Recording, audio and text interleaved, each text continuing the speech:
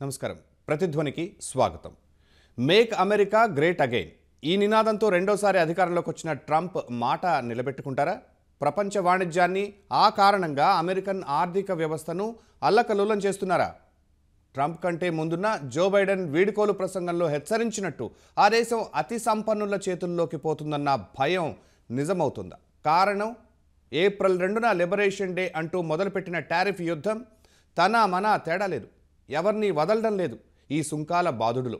అయితే భారతదేశాలతో పాటు అమెరికా ప్రజలు కూడా ఇప్పటికే ఆ ప్రభావాన్ని చవిచూస్తున్నారు. నిత్యావసరాల కొరత, అధిక ధరలు ఉక్కిరిబిక్కిరి చేస్తున్నాయి. అది ట్రంప్పై, ఆయన పాలనపై నిరసనలు, ఆందోళనల రూపంలో ప్రతిబింబిస్తోంది. ఇవన్నీ అమెరికాకు తిరిగి గ్రేట్నెస్ తెస్తాయా లేక ఆర్థిక సంక్షోభంలోకి నెట్టేస్తాయా? ఇదే అంశంపై నేటి ప్రతిధ్వని చర్చలో పాల్గొంటున్న వారు రాధ రఘురాం పాత్రుని, అంతర్జాతీయ వ్యవహారాల నిపుణులు, విశాఖపట్నం నుంచి, Balalatha CSB IAS academy Hyderabad నుంచి. ముందుగా రాధా మేడం, ట్రంప్తో అమెరికాకు లాభమా నష్టమా? టారిఫ్ వార్తో ప్రపంచవ్యాప్తంగా నెలకొన్న పరిస్థితులు, అమెరికాలో ప్రజల ఆందోళనను బట్టి మీకు ఏమనిపిస్తోంది ఈ విషయంలో? ట్రంప్ తీసుకున్నటువంటి ఈ రెసిప్రోకల్ టారిఫ్ విధానం లిబరేషన్ డే అంటూ స్టార్ట్ చేశారు. But slowly and very quickly ఇది ఒక క్లచెస్ ఆఫ్ పోవర్టీ కానీ, ఇన్కమ్ ఇన్ఈక్వాలిటీస్ కానీ, హ్యూజ్ ఇన్ఫ్లేషన్, అంటే not only America but also world inflation కూడా దారితీస్తుంది. ముఖ్యంగా ఈ సప్లై చైన్ డిస్రప్షన్స్ రానున్న కాలంలో ప్రపంచానికే ఒక తీరని శాపంగా అవతరించబోతుంది. దీంతో పాటు కాస్ట్ ఆఫ్ ప్రొడక్షన్ గ్లోబల్ లెవెల్లో ఇంక్రీజ్ అవడం, అలాగే హ్యూజ్ గ్లోబల్ ఇన్ఫ్లేషన్ రైజ్ అన్నది మనకి రాబోయే కాలంలో కనిపించబోతుంది. అలాగే కంప్లీట్గా ఈ మ్యానుఫ్యాక్చరింగ్ సెక్టర్ బేసెస్ కూడా కంప్లీట్గా ఈ డిస్రప్ట్ అవుతున్నాయి. ఆల్రెడీ మనం చూస్తాం మోర్ దెన్ 50 స్టేట్స్ ఆఫ్ అమెరికాలో కూడా more than 1200 plus agitations already start అయ్యాయి. It is not only normal students కానీ, నార్మల్ హౌస్ హోల్డ్స్ కానీ, ఫర్మ్స్ కానీ, గవర్నమెంట్ ఎంప్లాయీస్ కానీ ఆల్రెడీ అన్రెస్ట్ అన్నది క్లియర్గా మనకు అమెరికాలో కనిపిస్తుంది. ఇది ప్రపంచవ్యాప్తంగా మిగతా దేశాల్లో కూడా రానున్న కాలంలో అమెరికాకు వ్యతిరేకంగా అమెరికాకే ఒక ప్రాబ్లమాటిక్ సిచ్యువేషన్గా కాబోతున్నాయని మనం ఒక్కసారి ఇక్కడ మనం ఆలోచన చేయొచ్చు. రైట్. బాలలత గారు, ట్రంప్ అయితే టారిఫ్ వార్తో అమెరికాను బలోపేతం చేస్తామని అంటున్నా, మార్కెట్లు కుప్పకూలడం, ధరల పెరుగుదల, ఇవన్నీ అమెరికా భవిష్యత్పై ఏం చెబుతున్నట్లు? మనం ఒకసారి డొనాల్డ్ ట్రంప్ పర్స్పెక్టివ్లో ఆయన ఉద్దేశ ప్రకారం ఏం జరుగుతుందో ఆలోచిద్దాం. అమెరికా అతి ఎక్కువగా వాణిజ్య లోటు ఉన్న దేశం అన్నమాట. మనం అమెరికా ఏదైతే దిగుమతి చేసుకుంటుందో మనం అమెరికా ఎగుమతితో కంపేర్ చేస్తే కనుక దాదాపు అమెరికాకి వాణిజ్య లోటు అనేది 1.1 ట్రిలియన్ ఉంది. అది చాలా ఎక్కువ వాణిజ్య లోటు. ట్రంప్ మొదటి నుంచి చెప్తున్నాడు, అమెరికా చాలాసార్లు వార్న్ చేసింది. చాలా దేశాలు అమెరికాకి ఏవైతే ఎగుమతులు చేస్తున్నాయో, అమెరికాకి ఇంపోర్ట్ చేస్తున్నాయో ఆ దేశాలన్నీ కూడా, చాలా దేశాలు అమెరికా పైన అదనపు సుంకాలు, అమెరికాకు విపరీతమైన టారిఫ్లు, అంటే అమెరికా అమ్ముతుంటే అమెరికా పైన విపరీతమైన టారిఫ్లు, అమెరికాకు అమ్ముతుంటే మాత్రం అమెరికా దగ్గర టారిఫ్లు ఉండకూడదని ఆ దేశాలు కోరుకుంటున్నాయి. చాలా దేశాలు అమెరికా పైన విపరీతమైన టారిఫ్లు వేసాయన్నమాట. గత 10 సంవత్సరాల నుంచి అమెరికా అధ్యక్షులు కానీ, డొనాల్డ్ ట్రంప్ అధ్యక్షుడుగా ఉన్నప్పుడు కూడా చాలాసార్లు చెప్పారు. అయితే ఇప్పుడు అమెరికా ఏమనుకుంటుందంటే తన ట్రేడ్ డెఫిసిట్ ఏదైతే వాణిజ్య లోటు ఉందో దాన్ని పూడ్చుకుందాం అనుకుంటుంది. షార్ట్ టర్మ్లో నష్టం జరిగిన, అంటే స్వల్పకాలికంగా అమెరికాకి నష్టం జరిగిన, దీర్ఘకాలికంగా అమెరికా ఇంట్రెస్ట్ అమెరికా చూస్తుంది, అమెరికా ప్రయోజనాలు అమెరికా చూసుకుంటుందన్నమాట. అయితే Donald Trump white house officials ఏం చెప్తున్నారంటే ఈ టారిఫ్స్ వల్ల దాదాపు $600 బిలియన్ వాణిజ్య లోటు ఏదైతే ఉందో దాని $1.1 ట్రిలియన్ వాణిజ్య లోటులో దాదాపు ఈ సంవత్సరం $600 బిలియన్ తిరిగి వచ్చేస్తా అంటున్నారు. అయితే ఈ రోజున మనం చూస్తే కనుక S&P 500 కానీ, డౌ జోన్స్ కానీ, నాస్డాక్ కానీ ఇవన్నీ కూడా దాదాపు $6 ట్రిలియన్ కోల్పోయాయన్నమాట. సో ప్రపంచవ్యాప్తంగా స్టాక్ మార్కెట్స్ చాలా వరకు కోల్పోయాయి, క్రాష్ అవుతున్నాయి. జపనీస్ నిక్కీ కావచ్చు, రకరకాల స్టాక్ మార్కెట్స్ కావచ్చు. ఉదాహరణకి మన సెన్సెక్స్లో కూడా దాదాపు 20 లక్షల కోట్ల మార్కెట్ క్యాప్ తగ్గిందనమాట. ఇదంతా చూస్తుంటే అమెరికాలో దీర్ఘకాలంలో పెద్దగా అమెరికా ఎంత లాభం వస్తుందో పక్కన పెడితే స్వల్పకాలికంగా అమెరికాలో చాలా నష్టాలు కనిపించే అవకాశం కనిపిస్తుంది. ముఖ్యంగా జేపీ మార్గన్ సంస్థ అమెరికాలో 60% పాసిబిలిటీ ఉంది రెసెషన్ రావడానికి, 60% అవకాశం ఉంది మా అమెరికాలో మాంద్యం రావడానికి అని చెప్తుంది. అదేవిధంగా అమెరికాలో నిరుద్యోగం 5.3% ఉండే అవకాశం ఉన్నట్టు చెప్తుంది. దాంతోపాటు గోల్డ్మెన్ సాచ్ కంపెనీ వాళ్ళు రెసిషన్ దాదాపు 45% వచ్చే అవకాశం ఉంది. అంటే 45% అవకాశం ఉంది అమెరికాలో ఈ సంవత్సరం రెసిషన్ మాంద్యం రావడానికి. దాంతోపాటు అమెరికాలో గ్రోత్ రేట్స్ బాగా తగ్గిపోతాయంటే ఈ సంవత్సరం జీడిపి బాగా తగ్గుతుంది. ఈవెన్ అమెరికాలో సెంట్రల్ బ్యాంక్ ఏదైతే ఉందో ఫెడరల్ రిజర్వ్ కూడా అమెరికాలో ఆర్థికమైన అస్థిరత అనిశ్చితి కనిపిస్తుందని చెప్తుందన్నమాట. ఇవన్నీ పక్కన పెడితే అమెరికాలో ఫెడరల్ రిజర్వ్ చైర్మన్ కూడా జెర్మీ పావెల్ ఎవరైతే ఉన్నారో అమెరికాలో త్వరలో ఇన్ఫ్లేషన్ వస్తుంది, అదేవిధంగా జీడిపి గ్రోత్ అమెరికాలో తగ్గిపోతుందని చెప్తున్నారు. ఓవరాల్గా చూస్తే కనుక తాత్కాలికంగా పరిణామాలు చూస్తే కనుక అమెరికాలో ధరలు బాగా పెరిగే అవకాశం కనిపిస్తుంది. అదేవిధంగా అమెరికా కన్జ్యూమర్ బేస్డ్ ఎకానమీ కాబట్టి అమెరికాలో 15 to 20% వస్తువుల ధరలు విపరీతంగా పెరుగుతాయి. దీని ప్రభావం ప్రపంచవ్యాప్తంగా కూడా పడే అవకాశం కనిపిస్తుంది. అమెరికాలో ఏదైతే డొనాల్డ్ ట్రంప్ చెప్తున్నారో పీపుల్కి మాత్రం మీరు చాలా టఫ్గా ఉండండి, టఫ్ టైమ్స్ ఇప్పుడు ఉన్నాయి కానీ బ్యూటిఫుల్ డేస్ భవిష్యత్తులో చూస్తారు. ఈరోజు కూడా డొనాల్డ్ ట్రంప్ ఒక ట్వీట్ చేశారు, చైనా, యూరోపియన్ యూనియన్ రకరకాల దేశాలకు మనం బుద్ధి చెప్తున్నాం, వాళ్ళందరూ ఇప్పటి వరకు మనల్ని వేధించారు, మన ట్రేడ్ డెఫిసిట్ మనం వాళ్ళ దగ్గర నుంచి మన దగ్గర నుంచి చాలా లాభం పొంది మనకు చాలా నష్టాలు ఇచ్చారు, ఇక్కడి నుంచి వాళ్ళతో స్కోర్ సెటిల్ చేసుకుందాం, మీరు టఫ్గా ఉండండి. అదేవిధంగా చైనా పైన 54% టారిఫ్లు వేశారు అమెరికా. ఇప్పుడు చైనా రిటాలియేటరీ టారిఫ్స్ వేస్తుంది అమెరికా పైన, తిరిగి రివెంజ్కి మళ్ళీ అమెరికా పైన టారిఫ్స్ చైనా పెంచేస్తుంది అనమాట. దాంతో డొనాల్డ్ ట్రంప్ చైనాకు వార్నింగ్ ఇచ్చారు, చైనా నువ్వు చాలా బ్యాడ్ గేమ్ ఆడుతున్నావు, అసలు నేనేమనుకుంటున్నా. డొనాల్డ్ ట్రంప్ ఉద్దేశం ఏంటంటే తను కనుక టారిఫ్స్లు పెంచేస్తే ప్రపంచంలో దేశాలు నెగోషియేషన్కి వచ్చి టారిఫ్లు తగ్గిస్తాయి, మొత్తం అన్ని టారిఫ్లు తగ్గిపోతాయి, అన్ని పన్నులు తగ్గిపోతాయని డొనాల్డ్ ట్రంప్ అనుకుంటున్నారు. కానీ చైనా ఏం చేస్తుంది, కొన్ని దేశాలు ఏం చేస్తాయి, రిటాలియేటరీ టారిఫ్స్ డొనాల్డ్ ట్రంప్ వేసిన పన్నులపైన ఇంకా అధికమైన పన్నులు వేయాలని ట్రై చేస్తాయి అనమాట. దీంతో డొనాల్డ్ ట్రంప్ అంటున్నారు మీ గేమ్ సరిగ్గా ఆడట్లేదు, గేమ్ బ్యాడ్గా ఆడుతున్నారు, నేను అనుకుంది వేరు మీరు చేస్తుంది వేరు, మీరు దీనికి బుద్ధి చెప్తానని చెప్పి డొనాల్డ్ ట్రంప్ చెప్తున్నారనమాట. డొనాల్డ్ ట్రంప్ చాలా కూల్గా ఒక బిజినెస్ మ్యాన్ ఆలోచిస్తున్నారనమాట. మనందరికి తెలుసు జో బిడెన్ వెళ్ళేటప్పుడు చెప్పారు అమెరికాలో ప్రజాస్వామ్యానికి చెల్లు చీటి అమెరికా ఆలిగార్క్స్ చేతిలో ఉండబోతుంది, సంపన్నుల చేతిలో అమెరికా ఉండబోతుందని చెప్పి. డొనాల్డ్ ట్రంప్ రీసెంట్గా గోల్డ్ కార్డ్ అని చెప్పి ఒకటి పెట్టారనమాట. గోల్డ్ కార్డ్ అంటే ఓన్లీ డబ్బులు ఉన్న వాళ్ళే అమెరికాలో సిటిజన్షిప్, అమెరికాలో మంచి గ్రీన్ కార్డ్ రైట్స్ అన్ని తెచ్చుకోవచ్చు. సో అందరూ గోల్డ్ కార్డ్ కోసం డబ్బులు ఇచ్చి మరీ ఎగబడుతున్నారు అమెరికాలో. సో అమెరికా అతి త్వరలో సంపన్నుల దేశం కాబోతుందని మనకు అర్థమవుతుంది. అమెరికన్ కన్స్యూమర్స్ కూడా చాలా ఇబ్బందులు పడుతున్నారని కూడా మనకు అర్థమవుతుంది. రాధా మేడం, ఖచ్చితంగా చెప్పాలంటే 2025 జనవరి 20వ తేదీన అమెరికా అధ్యక్షుడిగా ట్రంప్ బాధ్యతలు తీసుకున్న ఈ 3 నెలల్లో అక్కడి పౌరుల జీవితాల్లో ఎలాంటి మార్పులు వచ్చాయి? ముఖ్యంగా ఇన్ఫ్లేషన్ హైక్ అయితే ప్రతి హౌస్ హోల్డ్ కూడా పెరిగిన ధరలకు చెల్లిస్తున్నారు. ముఖ్యంగా ఇటు నార్మల్ కమోడిటీస్ అయితేనేమి కానీ మల్టిపుల్ ప్రొడక్షన్ ఉన్న కమోడిటీస్పై ఇన్ఫ్లేషన్ ప్రభావం అంతగా కనిపించకపోయినా ఇటు ఆటోమొబైల్స్ కానీ ఎలక్ట్రానిక్ కమోడిటీస్ కానీ అలాగే ఇతర లగ్జూరియస్ బ్రాండ్స్ కానీ వీటన్నిటిపై కూడా కన్జ్యూమర్స్ యొక్క ఇన్ఫ్లేషన్ అంటే వాళ్ళు సగటు హౌస్ హోల్డ్స్ వెచ్చిస్తున్నటువంటి ఈ ప్రైస్ లోని హైక్ క్లియర్గా కనిపిస్తుంది. దీంతో పాటుగా ఇటు ఈ అడ్మినిస్ట్రేషన్ ఆఫ్ ఎఫిషియన్సీ అంటూ స్టార్ట్ చేశారు. దాన్ని ఎలన్ మాస్క్ లీడ్ చేస్తున్నటువంటి ఈ ఎఫిషియన్సీ ఈ డిపార్ట్మెంట్ ద్వారా ఆల్రెడీ లే ఆఫ్స్ అన్నవి స్టార్ట్ చేయటం జరిగింది. ఇటు ఎడ్యుకేషనల్ సెక్టర్లో అయితేనేమి కానీ అలాగే ఇంక్లూడింగ్ డిఫెన్స్ సెక్టర్లో అయితేనేమి కానీ అలాగే జనరల్ అడ్మినిస్ట్రేషన్ సెక్టర్లో అయితేనేమి కానీ అలాగే ఇటు అట్మాస్ఫెరిక్ అండ్ ఓషియానిక్ అడ్మినిస్ట్రేషన్లో అయితేనేమి కానీ నియర్లీ 1000 ఎంప్లాయీస్ని ఆల్రెడీ లే ఆఫ్ చేయడం జరిగింది. అలాగే రాబోయే కాలంలో ఈ లే ఆఫ్స్ మరింతగా ఉండబోతున్నాయి అన్న సంకేతాలు క్లియర్గా ప్రకటించడం జరిగింది.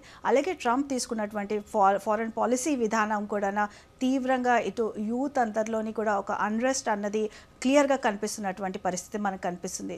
అలాగే ఇంక్లూడింగ్ వరల్డ్స్ రినౌండ్ యూనివర్సిటీస్ పైన కూడా వాళ్లకు ఇచ్చే ఈ షేర్లో కూడా కట్ ఆఫ్ చేస్తామని క్లియర్గా example Oxford university, Oxford business school వంటి సంస్థలకు కూడా ఈ కట్ ఆఫ్ చేస్తానని క్లియర్గా ట్రంప్ సంకేతాలు పంపించారు. కాబట్టి ఇటు నార్మల్ హౌస్ హోల్డ్ కానీ అలాగే ఎంప్లాయీస్లో డిసాటిస్ఫాక్షన్ కానీ అలాగే స్టూడెంట్స్లో అన్రెస్ట్ కానీ అలాగే నార్మల్ పీపుల్లో కూడా ఈ అన్రెస్ట్ అన్నది చాలా క్లియర్గా కనిపిస్తుంది.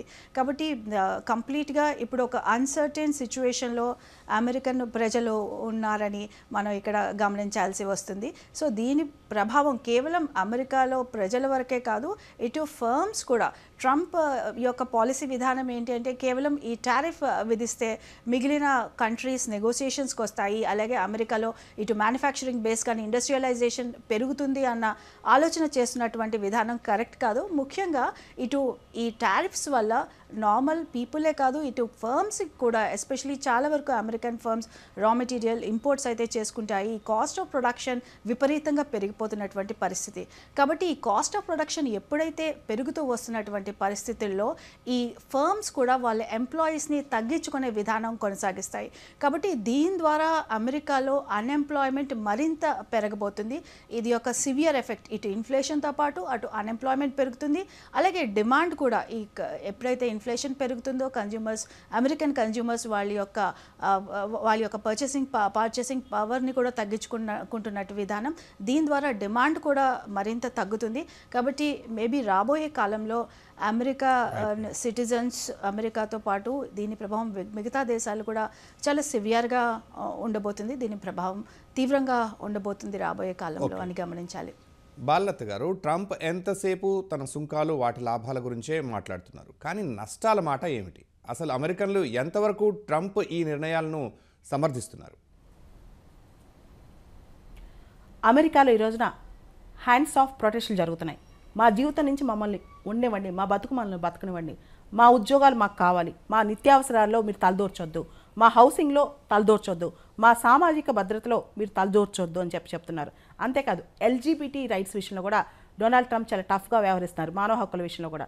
సో మా జీవితం మీకెందుకు, హ్యాండ్స్ ఆఫ్ ప్రొటెస్ట్లు అనేవి అమెరికాలో పూర్తి స్థాయిలో ఈ రోజున దాదాపు 5 లక్షల మంది అమెరికాలో అన్ని స్టేట్స్లో ప్రొటెస్ట్ చేస్తున్నారనమాట. దీంతో డొనాల్డ్ ట్రంప్ కూడా పీపుల్కి ఒక మాట చెప్పారు, హ్యాంగ్ టఫ్, మీరు టఫ్గా ఉండండి, మనకు మంచి రోజులు ముందున్నాయని చెప్పి. ఈరోజు ఒక రిపోర్ట్ వచ్చింది, 23% అన్ఎంప్లాయ్మెంట్ ఉందంటే హార్వర్డ్ యూనివర్సిటీ వాళ్ళకి. హార్వర్డ్ యూనివర్సిటీలో ఎవరైతే గ్రాడ్యుయేట్స్ పీజీ చేశారో వాళ్ళలో 23% అన్ఎంప్లాయ్మెంట్ ఉందంట. అమెరికాలో నిరుద్యోగం విపరీతంగా పెరగబోతోంది. వచ్చే 3-4 సంవత్సరాలు అమెరికాలో ఉద్యోగాలు పెరిగే అవకాశం కనిపించట్లేదు. దాంతోపాటు హౌసింగ్, అమెరికాలో ఇల్లు అనమాట 94% అమెరికా ఇల్లు చెక్కలతో కడతారు. అయితే దానిలో చాలా వరకు లంబర్, ఆ చెక్క అనేది కెనడా నుంచి తీసుకొస్తారు. కెనడా పైన విపరీతమైన సుంకం పెరగడంతో అమెరికా ఇల్లు బాగా పెరిగిపోతాయి ఖర్చులు, ఇల్లు కట్టుకోలేరు అమెరికాలో. కార్స్, అమెరికాలో ఆటోమొబైల్స్ పైన 25% సుంకాలు వేశారనమాట. లాస్ట్ ఇయర్ 8 మిలియన్ కార్స్ ఇతర దేశాల నుంచి అమెరికా కొనుక్కుంది. ఇప్పుడు కార్స్ కొనుక్కోవాలంటే చాలా కాస్ట్లీ, అంటే కావాలంటే ఎవరైనా టెస్లా కొనుక్కోవచ్చు కానీ వేరే కార్స్ కొనుక్కోలేరనమాట. దాదాపు ప్రతి కారుకి $4,000 నుంచి $10,000 ఎక్స్ట్రా.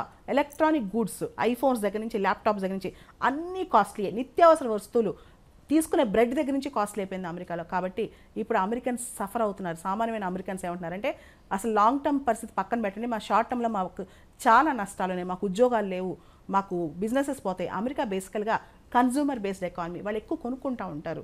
అమెరికన్ ప్రజలు ఎక్కువగా వాళ్ళ డబ్బులు కూడా ఎక్కువ ఖర్చు పెట్టినవి కొనుక్కుంటూ ఉంటారు. కాబట్టి టెంపరీగా వాళ్ళు ఉద్యోగాలు పోవటం, నష్టాలు చూడటం ఇవన్నీ కనిపిస్తాయి. అమెరికాలో లే ఆఫ్స్ పెరగటం ఇవన్నీ జరుగుతాయి అన్నమాట. దీంతోపాటు డొనాల్డ్ ట్రంప్ ఒక మాటతో ముందుకొచ్చారు, save America, make America great again అని చెప్పి. ఏం గ్రేట్ చేస్తున్నారు, మమ్మల్ని నష్టాలు చేస్తున్నారని చెప్పి ఇలాన్ మస్క్కి, డొనాల్డ్ ట్రంప్కి వ్యతిరేకంగా చాలా నినాదాలు చేస్తున్నారు. డిపార్ట్మెంట్ ఆఫ్ గవర్నమెంట్ ఎఫిషియన్సీ, డాజ్ అని చెప్పి ఇలాన్ మస్క్ దానికి అధ్యక్షతన చాలా కోతలు విధిస్తున్నారు ప్రతి దానిలో. ఈవెన్ డిపార్ట్మెంట్ ఆఫ్ ఎడ్యుకేషన్ కూడా ఎత్తేస్తున్నారనమాట. అసలు ఎడ్యుకేషన్ విషయంలో కూడా ఫెడరల్ గవర్నమెంట్ చేతిలో ఏమీ లేకుండా చేస్తున్నారు. ఈ సందర్భంగా అమెరికాలో పెద్ద చర్చ జరుగుతుంది, అసలు ఎందుకు డొనాల్డ్ ట్రంప్ను ఎన్నుకున్నాం అని చెప్పి. ఇప్పుడు అమెరికాలో చాలామంది భావిస్తున్నారంట రిపబ్లికన్స్ వచ్చిన తర్వాత ఇంత టఫ్గా, ఇంత కష్టంగా ఎందుకున్నారు రిపబ్లికన్స్ అని చెప్పి. దీని మీద చాలా చర్చ జరుగుతుంది అమెరికాలో. ఇవన్నీ పక్కన పెడితే మిగతా దేశాలు కూడా దీని మీద ప్రభావం. ఈరోజు వైట్ హౌస్కి 50 దేశాల నుంచి కాల్స్ వచ్చాయంట. వియత్నాం వాళ్ళు కనీసం 50 రోజులు డిలే చేయండి అని చెప్పి. తర్వాత ఇజ్రాయెల్ ప్రైమ్ మినిస్టర్ ఖచ్చితంగా బెంజమిన్ నెతన్యాహు అమెరికాకి బయలుదేరి వెళ్ళారంట. ఖచ్చితంగా మా పైన సుంకాలు వేయొద్దు, ప్లీజ్ వేయొద్దు అని చెప్పి. చాలా దేశాలు అమెరికాని బతిలాడుకుంటున్నాయి. చైనా రిటాలియేటరీ టారిఫ్స్ వేస్తుంది. ప్రపంచవ్యాప్తంగా ఇన్వెస్టర్స్ అందరూ భయం పట్టుకుంది. దాంతో డాలర్ వాల్యూ కాస్త తగ్గింది, గోల్డ్ విలువ పెరిగిపోతుంది. భవిష్యత్తులో గోల్డ్లే సేఫ్ బెట్ అనుకుని అందరూ గోల్డ్ పైన ఇన్వెస్ట్ చేస్తారంట. చాలా వరకు అమెరికన్ మార్కెట్స్లో కూడా పెట్టుబడులు తగ్గే అవకాశం కనిపిస్తుంది టెంపరీగా. కాబట్టి అమెరికన్ మార్కెట్స్ తగ్గుతాయి. అదేవిధంగా ప్రపంచవ్యాప్తంగా పెద్ద దేశాలు కూడా మార్కెట్స్ డైవర్సిఫై చేసుకోవడానికి ట్రై చేస్తాయి. ఇండియా లాంటి దేశాల్లో కూడా మార్కెట్ డైవర్సిఫై అవుతాయి అన్నమాట ఇక నుంచి. అండి, ముఖ్యంగా ఎడ్యుకేషన్ సెక్టరే తీసుకుంటే ఎడ్యుకేషన్ సెక్టర్లో నియర్లీ 50% వరకు ఈ కోత విధిస్తాము అన్న విధానాన్ని ట్రంప్ ఫాలో అవుతూ వస్తున్నారు. దీంతోపాటు మిగిలిన గవర్నమెంట్ సెక్టర్లో కూడా లే ఆఫ్స్ కూడా చాలా ఎక్కువగా చేస్తున్నారు. నియర్లీ ఇప్పటికే ప్రతి సెక్టర్లో కూడా ఒక 1000 మెంబర్స్ని 1000 గవర్నమెంట్ అఫీషియల్స్ని తొలగించడం జరిగింది. అలాగే రాబోయే కాలంలో ఈ గవర్నమెంట్ చేసుకుంటున్నటువంటి కాంట్రాక్ట్స్ అన్ని కూడా రద్దు చేస్తాము అన్న విధానం కూడా ప్రకటించారు. ఒక పక్క ఈ లేఆఫ్స్ చేస్తూనే అలాగే న్యూ కాంట్రాక్ట్స్ కానీ అలాగే న్యూ ఎంప్లాయీస్ రిక్రూట్మెంట్ కూడా ఏమాత్రం చేయనటువంటి పరిస్థితి ట్రంప్ అనుసరిస్తున్నారు. దీంతో పాటుగా ఉద్యోగస్తుల యొక్క హెల్త్ బెనిఫిట్స్ అన్నిటినీ కూడా ఈ ట్రంప్ రద్దు చేసే విధానం కూడా కొనసాగించాలన్న ఆలోచన కూడా చేస్తున్నటువంటి పరిస్థితి. కాబట్టి ఈ గవర్నమెంట్ ఎంప్లాయీస్లో తీవ్రంగా డిస్సాటిస్ఫాక్షన్ అన్నది మనకు క్లియర్గా కనిపిస్తుంది. అలాగే ప్రతి గవర్నమెంట్ ఆఫీస్కి ఒక ఈమెయిల్ అయితే వెళ్తుంది, మీ ఆర్గనైజేషన్లో ఎంతవరకు ఎక్సెస్ మెంబర్స్ ఉన్నారు అన్న లిస్ట్ తయారు చేసి ఈ డిపార్ట్మెంట్ ఆఫ్ ఎఫిషియన్సీకి సెండ్ చేయాలన్నటువంటి విషయాన్ని కూడా ఈ ఈమెయిల్ ద్వారా తెలియపరచడం జరుగుతుంది.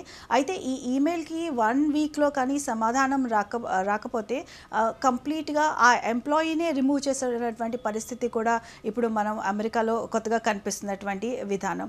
సో ఎంప్లాయీస్లోని తీవ్రమైన ఈ అన్రెస్ట్ అలాగే ఎంప్లాయీ బెనిఫిట్స్లో చాలా వరకు కోతను ట్రంప్ విధానంగా అనుసరిస్తున్నటువంటి పరిస్థితి మనకు కనిపిస్తుంది. అలాగే ఒక పక్క ఈ ఇన్ఫ్లేషన్, ఒక పక్క కమోడిటీస్ అన్నిటికీ కూడా ప్రైజెస్ ఎక్కువ అవుతున్నటువంటి పరిస్థితి, మరొక పక్క ఈ ఎంప్లాయీస్ లే ఆఫ్ అన్నది. సో ఇప్పుడున్నటువంటి పరిస్థితుల్లో కంప్లీట్ ఒక అన్సర్టెన్ అట్మాస్ఫియర్ అన్నది ఈ అమెరికాలో క్రియేట్ అయిపోయినటువంటి పరిస్థితి మనకు కనిపిస్తుంది. కాబట్టి ఇప్పటి వరకు చాలా వరకు రాష్ట్రాల్లో ఈ అమెరికాలో ఈ యాజిటేషన్స్ అన్నవి ఆల్రెడీ జరుగుతున్నటువంటి పరిస్థితి కనిపిస్తున్నటువంటిది. బాలలత గారు, ట్రంప్ విధానాలు స్వల్పకాలంలో కొంత లాభం తెచ్చిన దీర్ఘకాలంలో ఆర్థిక మాంద్యం లేదా సంక్షోభం తీసుకొస్తాయని ఇందాక కూడా మీరు చెప్పారు. అదే జరిగితే ప్రపంచంపై ఆ ప్రభావం ఎలా పడుతుంది? ప్రపంచంలోనే అతి పెద్ద ఆర్థిక వ్యవస్థ అమెరికా.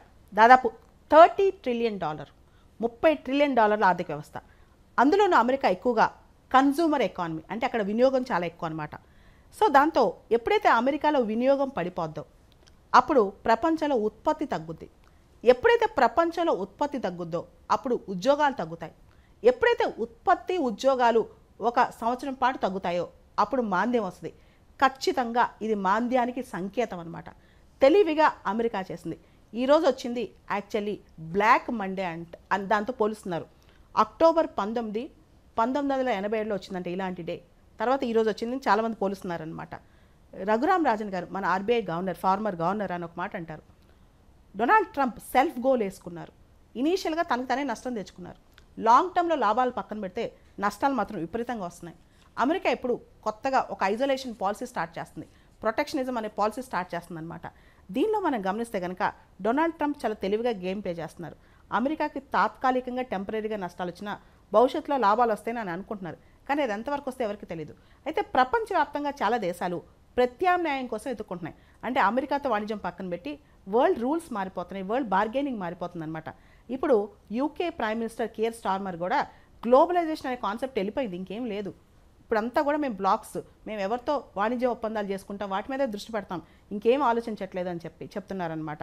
ఎంత ఆల్టర్నేటివ్, ఎంత ప్రత్యామ్నాయాలు ఎతికినా అమెరికా అంత పెద్ద ఆర్థిక వ్యవస్థ అక్కడ పక్కన మీకు పైన సుంకాలు వేస్తూ ఉంటే కనుక ఏ దేశం అంత స్ట్రాంగ్గా ఉండలేదు. దాంతో మాంద్యం అనేది వస్తుంది. మీకు చిన్న ఉదాహరణ చెప్తాను. ఇప్పుడు తైవాన్ కానీ సౌత్ కొరియా కానీ ఎలక్ట్రానిక్ గుడ్స్ అమెరికాకి సప్లై చేస్తాయి. లేకపోతే చిన్న దేశం ఐవరీ కోస్ట్ అనే దేశం కోకో అనేది సప్లై చేస్తుంది అమెరికాకి, ఏదైతే చాక్లెట్స్లో కాఫీలో వాడతారో. అమెరికా ఇవన్నీ పెద్ద కన్జ్యూమర్, అంటే అమెరికా ఎక్కువ కొనుక్కుంటుంది. అమెరికా కొనుక్కోవటం మానేస్తే ఈ దేశాలను ఎటుపోవాలి, ఈ దేశాలన్నీ ఎవరి దగ్గరికి అమ్మాలి? ఇవన్నీ అమెరికా చాలా ఎక్కువ స్పెండ్ చేస్తుంది కదా. టోటల్గా ఆర్థిక వ్యవస్థ, గ్లోబల్ ఆర్థిక వ్యవస్థ మొత్తం రూపురేఖలు మారిపోతాయి. Right madam. రాధా మేడం గారు, చాలా దేశాలు అమెరికాతో వాణిజ్య ఒప్పందాల ద్వారా టారిఫ్ యుద్ధం ముగించాలనే కోరుకుంటున్నాయి. అందుకున్న అవకాశాలు ఎంత? ఒకవేళ అది కుదరకపోతే ఏంటి పరిస్థితి? ప్రతి దేశం కూడా ఒక బైలాటరల్గా ఫ్రీ ట్రేడ్ అగ్రిమెంట్ కానీ లేదంటే ఇతర అగ్రిమెంట్స్ కానీ కుదుర్చుకున్నటువంటి పరిస్థితిలో దీనికి కంప్లీట్గా ఇది ఒక ఎఫ్టీఏ కానీ అగ్రిమెంట్ కానీ సమాధానం కాబోదు అని మనం గమనించాలి. ప్రెసెంట్ ఉన్న సిచ్యువేషన్ చూసుకుంటే మన ఇండియాకి ఇండియాపై 26%, అలాగే చైనా కనుక చూసుకుంటే 54% వరకు టారిఫ్ ఉన్నటువంటి పరిస్థితి. అదే ఒకసారి మనం వియత్నాం కనుక చూసుకుంటే 46% టారిఫ్ ఉన్నటువంటి పరిస్థితి. అదే బంగ్లాదేశ్ అండ్ థాయిలాండ్ వంటి దేశాలపై 34% టారిఫ్ ఉన్నటువంటి పరిస్థితిలో తాత్కాలికంగా మన భారతదేశం ఈ సిచ్యువేషన్ని మన దేశం కాంపిటేటివ్ ప్రైసింగ్కి, అలాగే మన దేశం మిగిలిన ఏషియన్ ఎకానమీస్తో కంపేర్ చేస్తే మన దేశానికి కొంత అడ్వాంటేజ్ కనిపిస్తుంది. అండ్ ఈ అడ్వాంటేజ్ని మనం కంప్లీట్గా ఈ పొటెన్షియల్ని మనం కంప్లీట్గా ట్యాప్ చేసుకోవాల్సిన పరిస్థితి కనిపిస్తుంది. అయితే ఇది దీర్ఘకాలంలో కూడా భారతదేశం కూడా అమెరికాతో ఒక ట్రేడ్ డీల్ కుదుర్చుకొని, నెగోషియేషన్స్ కుదుర్చుకొని, ఒక అగ్రిమెంట్ ద్వారా దీనికి ఆన్సర్ చేయాలని చూస్తుంది. అయితే ఇది దీర్ఘకాలంలో ప్రతి దేశానికి కుదరకపోవచ్చు. ఓకే, బాలత్ గారు, ఇక్కడ ప్రపంచ వాణిజ్య సంస్థ పాత్ర ఏంటి? ఇలా ఎవరికి వారు ఎంతంటే అంత సుంకాలు వేసుకుంటూ పోవచ్చా? బ్రిటన్ ప్రధాని ఇందాక మీరు చెప్పారు అన్నట్లు గ్లోబలైజేషన్ ఇక ముగిసిన కథేనా? గ్లోబలైజేషన్ ఖచ్చితంగా ముగిసిపోయినట్టే. వచ్చే కొన్ని సంవత్సరాల పాటు మనకు అది కనిపించదు.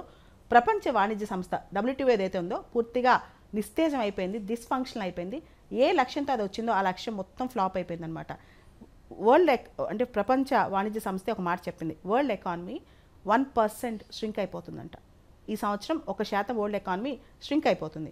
సో పూర్తిగా ప్రపంచ వాణిజ్య సంస్థ యొక్క ఆవశ్యకత పోయింది. అండ్ ప్రపంచ వాణిజ్య సంస్థ ఇప్పుడు అమెరికా చేతిలో ఉంది. జడ్జెస్ అపాయింట్ అవ్వట్ల. దానిలో ఏదైతే తగాదాలు, గొడవలు అవుతాయో, ట్రేడ్ డిస్ప్యూట్స్ అవుతాయో, వాణిజ్యపరమైన ఫైట్స్ అవుతాయో, వాటికి సంబంధించి జడ్జెస్ అపాయింట్ కాకుండా మొత్తం స్టాల్ చేస్తుంది అమెరికా. అంతేకాదు, ప్రొటెక్షనిజం అనేది ఫ్రీ ట్రేడ్కి విరుద్ధం. అంటే ఏ దేశం ఆ దేశం వాళ్ళ దేశాన్ని ప్రొటెక్ట్ చేసుకోవడం అని ఫ్రీ ట్రేడ్కి అనేది విరుద్ధం అనమాట. ఓవరాల్గా ఎటు తీసుకెళ్తుంది మేడం? ఒక సెంటెన్స్లో చెప్పగలరా? ఓవరాల్గా ఈ అంత పరిస్థితులు ఎటు తీసుకెళ్తాయి? ఓవరాల్గా ప్రపంచం మొత్తం కూడా రీజనల్ గ్రూపింగ్స్, రీజనల్ అలయన్సెస్, ద్వైపాక్షిక బహుళపాక్షిక ఒప్పందాలు, ఫ్రీ ట్రేడ్ అగ్రిమెంట్స్తోనే ప్రపంచం వెళ్తుంది. ఇక మీదట గ్లోబలైజేషన్ అనేది ఈ తరం చూడబోదు. రైట్ మేడం, ఇది నేటి ప్రతిధ్వని. ధన్యవాదాలు రాధా మేడం గారు, బాలలత గారు, నమస్కారం.